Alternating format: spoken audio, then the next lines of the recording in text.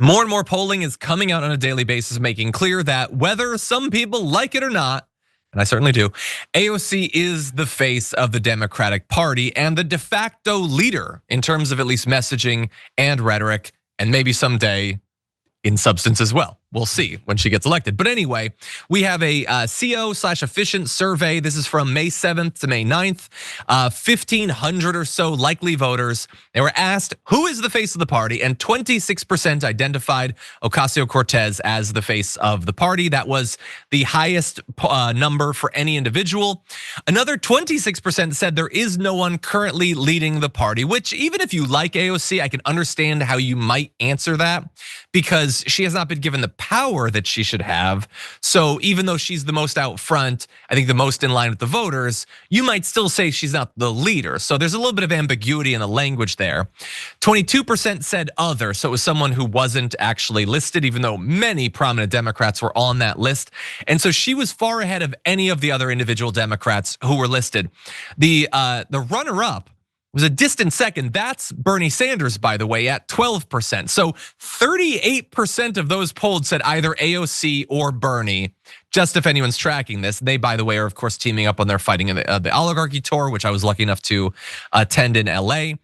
Jasmine Crockett placed third with 8%. Now, she is not exactly politically the same as an AOC or a Bernie Sanders, but on a number of issues, I think that they share quite a bit. And certainly rhetorically, there's some similarity there. She's seen, like Bernie and AOC, to be a fighter.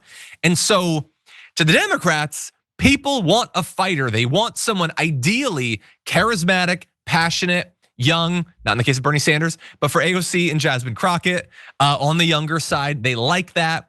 And who are they ahead of? Well, Harris is fourth with 6%. She's lower than Jasmine Crockett, let alone the others. Pete Buttigieg at 5. Hakeem Jeffries, who is literally one of the leaders of the Democratic Party, is at 5. Cory Booker at 4. Gavin Newsom at 2. And look, I love seeing that because I don't want Gavin Newsom to be the nominee the next time around. That doesn't necessarily mean that he doesn't have some like fans or whatever. You could be like a regular Democrat that loves Gavin Newsom and not think he's the leader of the party. Again, this is a specific sort of poll about like the face of the party. But I'm sure Gavin Newsom would have loved to have won this poll. He's doing all the appearances. He's got his podcast where he's talking to whoever the hell he's talking to. And he would love to be at the head of this sort of thing. But right now he's being lapped many times over. AOC has 13 times the support as Gavin Newsom. And I hope that I can say that exact same sentence in a few years. But anyway, for now, Sharon, what do you think? I love it. It's organic, it's authentic. She's a natural at this. She has the right pedigree, I think. She comes from us, she knows us. She's just a hardworking, intelligent, conversational, great communicator. And will you look at what Bernie Sanders did?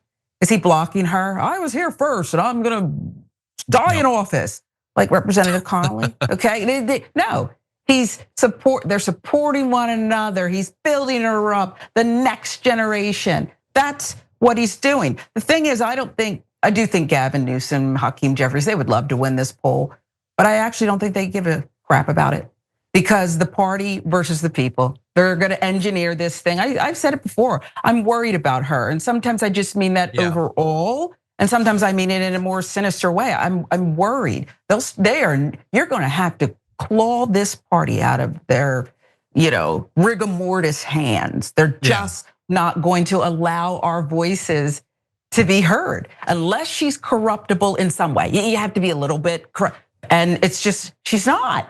That we know of, she's not. And so it can't happen.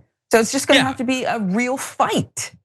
I'm sure many people in the audience can cite cases in which they've disagreed with AOC either on positions she's taken or on things she said. I know a lot of people have issues with part of her speech at the DNC where people feel like she really overstated how much Harris and Biden are doing in terms of Gaza, which turned out to be the case. Biden wasn't doing literally anything to make that situation better. But yeah, in terms of being corrupted by money at the very least, I haven't seen any evidence of that. And people are citing a lot of other names. I saw Bashir, I think I saw someone say Pritzker Walls. I'm sure that they're part of that other. They probably have 1% or 0.5% or something, which doesn't, so it doesn't mean that they're not in the conversation. And even at 1%, that's half as much as Gavin Newsom got. So fairly comparable. There are a lot of potential people that could rise up. But as of right now, AOC and Bernie, perhaps not surprisingly, are the ones that are drawing the interest of the American people.